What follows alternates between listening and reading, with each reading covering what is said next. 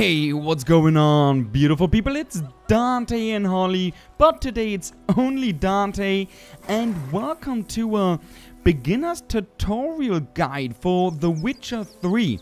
When I started the game, I kind of felt like thrown in, and so many things just came at me, and I just didn't know where to start. So that's actually why I felt like making a little beginner's tutorial guide.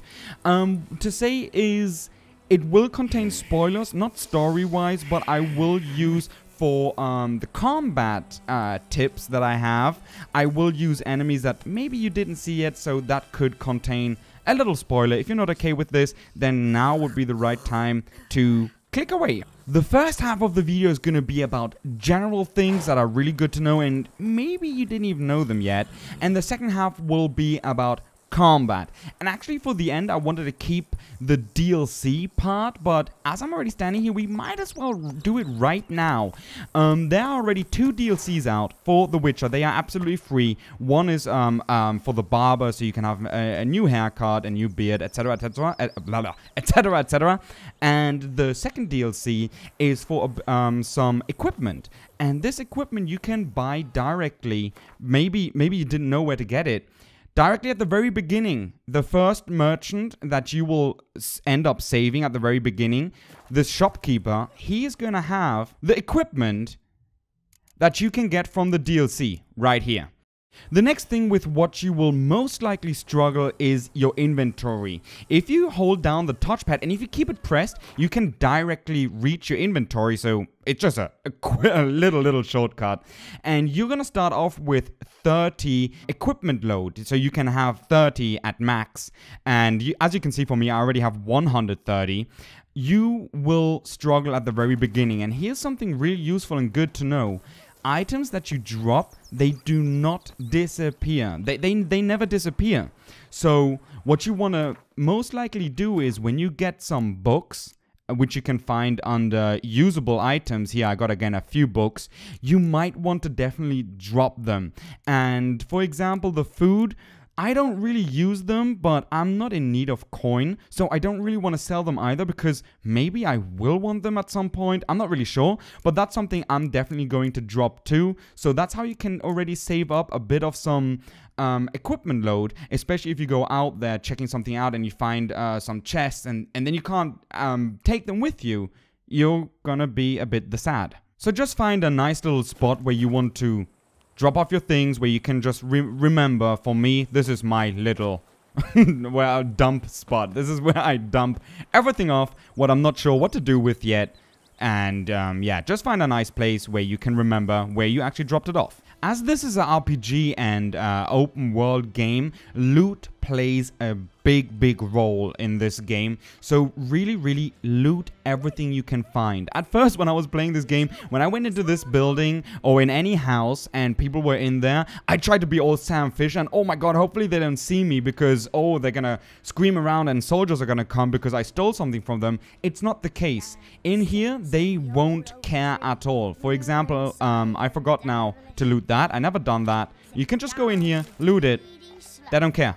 Nothing happens. The only thing where you have to be aware of or a bit careful about is, for example, in other towns there will be soldiers, for example, standing here. So if you were to loot something in their sight, you will get notified. Before you loot it, you're gonna get a warning. Don't do it because they will aggro. So you might don't want to really do it unless there's an item in there that's to you really worth it. Loot it, run away, and then just come back and everything should be kind of resetted and they won't aggro you again. Well, at least it never happened to me. They won't be mad again if I set foot in town. If you are about to sell something that you use and you don't need it anymore, like your sword or equipment piece, do not repair it before selling it. It is absolutely really not worth it. My weapon can now be sold for 175. If we were to repair my weapon, it would cost now 57. Let's do it. And here you can see now, I paid 57 coins to repair my weapon fully, and I could only sell it for 2 coins more. It is absolutely not worth it. If you're about to sell your stuff, just sell it. Don't repair it, you will lose money. You really want to keep an eye out for these little messages that you can find mostly on trees and sometimes on house walls. You want to read them because, for example, at the very first, in the very first map where you're going to start out, you can read here, for example, wanted honeycombs, etc. blah blah blah, and Tamira, she will pay good coin. Tamira can be found here. She's, for example, the herbalist, and she will pay you for a honeycomb 18 coins. And that's even a bit more, as double as much as every other vendor. What you also want to keep an eye out are for these boards. You just want to go over there, pick everything up, and then on your map, there will be little question marks, little white question marks. I don't have them anymore as I already done everything on the first map. And those are points of interest. You really want to check them out. Exploring the map is really important and actually also really fun. You get a lot of good gear, which you then can use for yourself or sell them for good money. And you can find places of power, like here or over here, and so on. And those places of power, when you once activate them, they will give you 1 ability point. That's just a one-time thing, but then they will always boost up one of your signs. So each place of power boosts a different kind of sign. Side quests are really worth it too. They all mostly have a nice little story behind it, even nice little cutscenes, and with Gerald's humor and sometimes even a little plot twist, it's actually really fun to do the side quest. That's actually not that common in RPGs, in my opinion, because mostly you always have run errands, go A to B, kill this blah blah blah. But in The Witcher, it's actually really fun, and the rewards are great. If you explore the area, if you do the points of interest, the little side quest, crafting, for example, will be really not important. You will find so much good things that crafting is basically gonna be irrelevant besides the Witcher gear that you can craft. Everything else is actually not even that important. The first thing you will really want to save up your money for are the saddlebags for your horse, because as you can read here, 30 maximum inventory weight. So you can increase your equipment load, which you really want to do. I'm gonna quick show you guys where you can find a bigger one. It will increase your equipment load for 70, because for any reason you maybe missed it or you maybe proceeded in another direction and you will really want to get that bag. So let's go. It's gonna be over here in Velen. You will want to go to the Crow's Perch. So this is at the Crow's Perch, and we're just gonna run up the town. I'm gonna speed this up for you guys.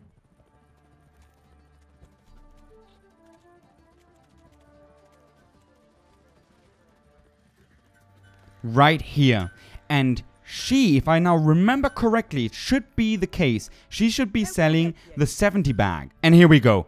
70 maximum inventory weight. It will cost 325 coins, so you will really want to get that. Trust me on this, because if you go out there, so, you know, exploring the points of interest, etc., you will be so fast overburdened. It's crazy. You will really want that. And as I just mentioned, overburdened, let's talk quick about junk and my personal experience. To a smith, you cannot sell your junk, but that doesn't really matter right now. You will actually want to sell all your junk, because you have the option to dismantle everything. Here, this is the junk. You have the option to dismantle it, but as you're going to be exploring, you won't really need that. You won't need to be dismantling all your junk. Make coin, make money, because junk it adds up really fast and it will give you good money. Especially like a white wolf hide, etc., or a hide from a bear. They will give you a good amount. The only thing that is actually really worth, and you should do that in my opinion, to dismantle are necklaces or rings that have a stone inside. For example, a ruby. Well, this is now a flawless ruby, but if I would dismantle it, I would get a ruby for it. So rings and necklaces, those are the things I would dismantle, but that's about it. You have here, for example, pure silver.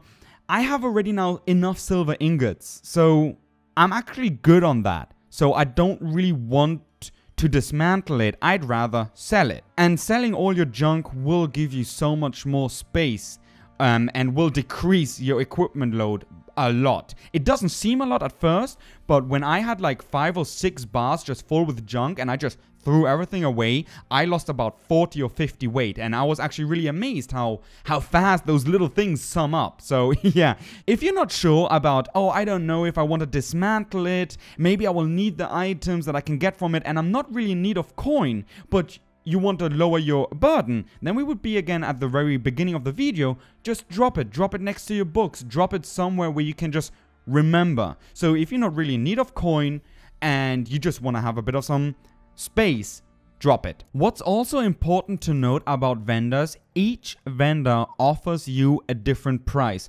Unfortunately, I don't have my necklace anymore, or else I would show you guys. For example, this vendor right here, he gave me 125 coins for my necklace, and the other blacksmith in the first area, for example, he only offered me about 80 coins. Each vendor will give you a different amount, so if you have the time and if you care about every penny, you might want to check out different vendors and just find your vendor of interest. For me right now, it's him. So before we go directly into combat, what I really want to address is the bestiary.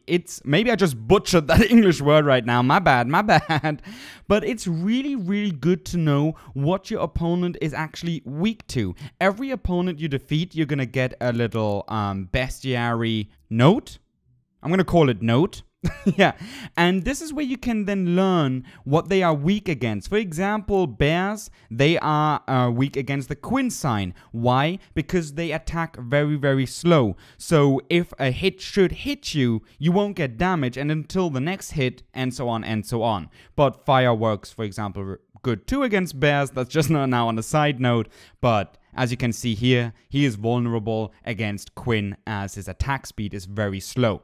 Where you can also get additional informations for example, for your bestiary or even sometimes side quests. It's really worth it to read all the books and journals you pick up. Just click on them. If you don't feel like reading every single book, that's fine. Just click on them like this, and sometimes when you then back out, there's gonna be a pop-up and it's gonna tell you then side quests, etc. And so it's really worth to read them. The more and more you level up, the more and more slots you're gonna get to insert certain abilities. Your mutagens that you're gonna get, so that would be this right here, that's a mutagen, that gives me now +5 sign intensity. If you now equip the same color to that mutagen, as you can see, it's gonna scale up. Now we have +10. Oops, my bad. Now we have... I failed. Now we have 15 and now we have 20. So you can buff it if you keep the rows with the same color. That's a cool little feature, good to know. The next thing to note would be the general skills. You have here, for example, Cat School, which is for light armor. You have here Griffin School, which is for medium, and you have Bear School, which is for heavy armor. I'm wearing right now full light gear, so you might want to always adapt to your gear style. If you're having light armor, definitely skill the Cat School technique and equip it. Because as you can read, each piece of light armor increases critical hit damage by 25%. Now 4 times 4, that will increase your critical damage by 100%. And then you have the stats, of course, for the medium, and then you have the stats for the heavy. So that's that, and now let's get into fighting. We're gonna just take now this little soldier. Nobody's gonna see me, right? Nobody's gonna see me. I hope not. Because I want a 1v1 here. Because if 2 attack me, we're gonna have the problem. As you can see here, for example, Gerald will always equip automatically the sword needed. Sometimes, if you're trying to run away and you press the wrong buttons and you end up with a silver sword, as in the very beginning you learn actually that red is steel and the silver bars are, silver. Oh my god, I nearly lost it there. Silver. But Gerald will always equip, when he enters a combat, his sword. And what I want to show here is now, you can always hold down L2.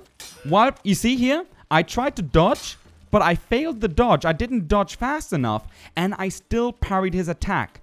hold down L2 at any times, because if you fail, for example, a simple dodge, you will still end up blocking his attack, which is really important. And sometimes if you finish a attack here and from the right somebody would attack you, you would automatically block his attack too. So you want to fight holding L2 down the entire time, and that's going to save you a lot of hit points, and you can still do everything as you please. You can do your long roll, you can do the short little dodge, you can dance around him, and you will still always parry his attacks. I don't have a shield opponent right now. What's actually interesting to note about a shield opponent, for example, right now with this Baron's Henchman, you can see that yellow bar, or like slightly maybe orange, yellow-orange bar. When somebody's wearing a shield and you bash heavy attacks on him, that bar will go down, and at some point, like with him right now, he will not be able to parry. For example, he can't parry my attacks right now because he doesn't have enough stamina, or the shield guy will drop his shield. If you don't want to do that, if you want to bring up a second strategy, you can use your Axie sign, which is actually pretty good, because you will stun the opponent like this, and then you can just bash on him.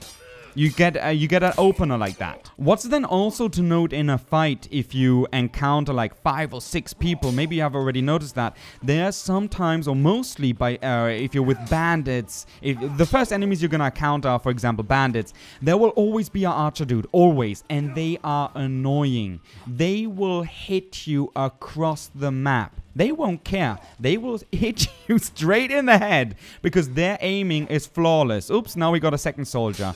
Always first take out the bow guy. That's top priority, because he will chip down your health and he will just really annoy you. So you want to take out a bow guy first. And what you want to do, you see I just blocked behind me. So you even block in a lot of different directions. And what you want to do is, instead pressing, for me on the PlayStation it's X, you want to press circle. Do the quick dodge so that you can actually land behind him and most likely then land a critical attack. Don't do the long dodges, because getting back in there can be sometimes a pain. And as you're holding L2 down the entire time, even if your dodge fails, it doesn't matter. Like now, I failed again. Twice my dodge failed.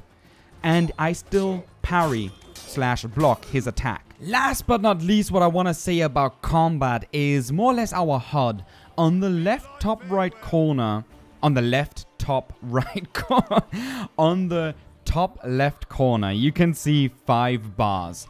The first bar is that very thin line. You can see on the left side it's a bit white, and then the rest is kind of like blacked out. That's our EXP. The white is how much EXP we have, and the rest of the bar is how much we still need to level up. The red bar is our HP, and the bar with the skull in it, it's the I'm gonna call it toxic meter, because I don't want to butcher the word. I'm gonna try it once. Toxicity? Something like that. I'm gonna call it toxic meter. And our toxic meter builds up if you use your pots. So technically we use now 3, as you can see the bars going up, 4, and we can't even use a 5th one because, as you can see in the screen, we have a toxic meter from 83 out of 100. So we have to wait until it depletes. It depletes when time goes by, or when you meditate, then it's gonna be completely gone. The next meter is the yellowish bar. That's our stamina. You need the bar to be full to use your sign. And when it regenerates, if you dodge normally, it builds up completely fine without any problems. But let's use it again. If you use the big dodge, the long one, it will stop the regeneration. And if you successfully parry an attack, as you can see, it stopped the regeneration too. But when you get damage, that doesn't stop the regeneration. I just parried and got damage at the same time because he's using a major spear. And the last little bar is our... oh. Really? No! So that didn't quite work out in my favor. Let's try this again.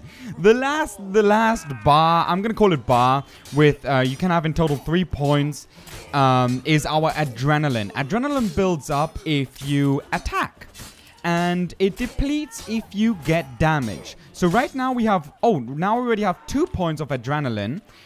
Each point of adrenaline right now gives us, each point gives us a 10% damage boost. And it can go up until fully 3. So let's just get it up really quick. And there it is. So now we have 3. So our damage is now increased by 30%. And like I said, if you get damage, there. Each hit will then take away 1 bar. Later on in the game, you will be able to learn special abilities, special attacks, for example, like a kind of like a whirlwind attack that will use stamina and adrenaline then at the same time. So later on, you will have damage boosts and will be able then to perform special attacks. So that's everything that I have to say to the HUD. The next thing what would be good to know, especially if you're at the very beginning and you're not really sure yet because you picked up some flowers and you don't really want to do the alchemy yet, because you don't quite know how that works. Here's the thing, you can even see it right in here. You already have this item. So that means you only have to create them once in a lifetime. And then you have them. You will have, for example, maybe only 2 out of 2. Let's check it out. For example, oils. They can be put on your weapon infinite times. It doesn't matter. Once you have them, they're there. Bombs, you have 2 out of 2. And here's the thing now. If you have alcohol with you, which won't be a problem. Seriously, if you explore the area, like I said, and you loot, and you actually really do the side quests, etc., you will have more as enough alcohol. You can even get the alchemy recipe, I think, to create your own alcohol. But that will not really be necessary. Let me see where mine is. As you can see here, I have, for example, 38 alcohest. Alcohest? I think so. I hope so. I hope I'm not butchering English so much. And I have 56 dwarven spirit. Those two are, for example, alcohols. So if you were to use a bomb or a potion, like here, I use now a potion called Swallow.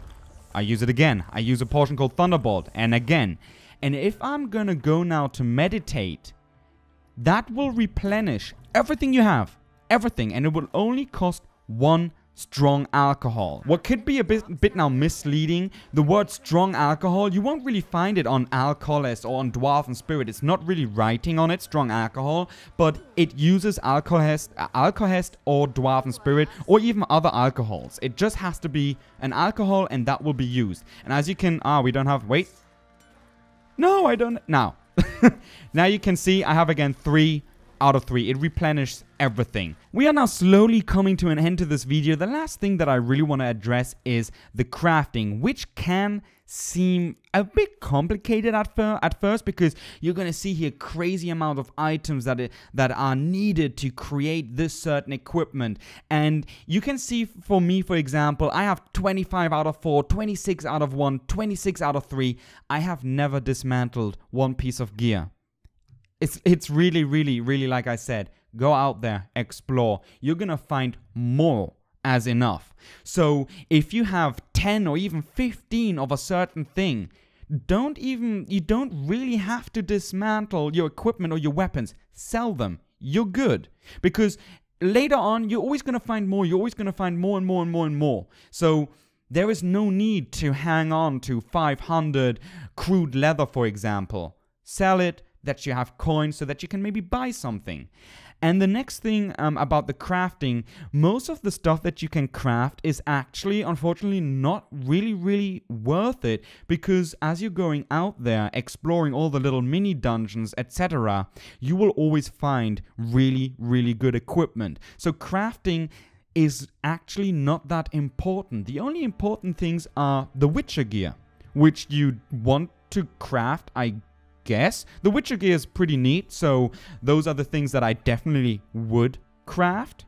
And that's pretty much it when it comes down to crafting. You can craft here some pretty sweet weapons. Where's one? For example, here, this Witcher weapon, level 7. That's something you would definitely want to craft. Those things. Everything else is kinda a bit pointless. The only real reason is if you really had bad luck and you didn't find anything, go ahead, craft it. I mean, you have the materials.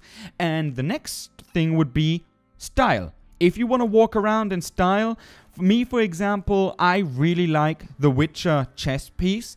I have a lot of different chest pieces that I could wear that have so much more armor, but I don't like them. They look ugly, so that would be the next thing. If you have something to craft that you think will look good on you and you're all about that fashion, go ahead, craft it. But it's not really that necessary besides the Witcher gear. So I really hope this video helped you out. I really hope that I was able to show you something that you didn't know yet, because that's the whole point of this little beginner's tutorial video, that I am actually able to show you guys something that you didn't know yet, and that it was worth your time. I hope you enjoyed this little video, and if you're new to our channel, you might want to check out other videos that we have, and hopefully see you guys in the comments. Thank you very much for watching. I hope it was helpful, and maybe see you soon. Bye bye. Oh my god. Oh my god. I don't know where to go.